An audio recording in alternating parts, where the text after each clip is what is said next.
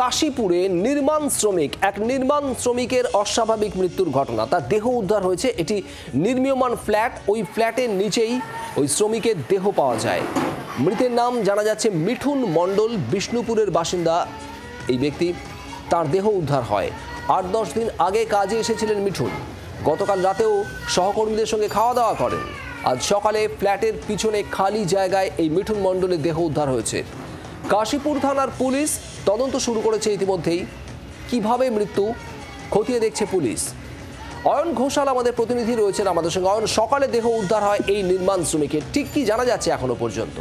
দেখো, এই মৃত্যু ঘিরে কিন্তু সত্যি রহস্য দাঁড়া বাজছে। কারণ এটি যদি নিছক এখানে অসুস্থতার কারণে মৃত্যুর ঘটনা ঘটে, তাহলে ৩ তলার নির্মীয়মান যে ফ্ল্যাটে ওই শ্রমিক মিঠুন মণ্ডল ৩৭ বছর বয়সে তিনি ছিলেন, তার দেহ কিন্তু সেখানে পাওয়া যায়নি।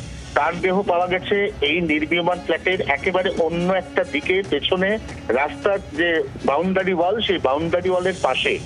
এখন প্রশ্ন, সত্যি যদি তিনি অসুস্থ হন, তাহলে সেক্ষেত্রে তিনি ৩ তলার ওই ফ্ল্যাট থেকে একবারে পেছনের অংশে গিয়ে নিচে পড়ে গেলেন কি করে, এটা পুলিশকে ভাবাচ্ছে। তবে যেহেতু এই ঘটনার কোনো প্রত্যক্ষদর্শী নেই এবং আবাসনটি নির্মীয়মান হয়, সেখানে এখনো পর্যন্ত কোনো সিসি ক্যামেরা ইনস্টল হয়নি।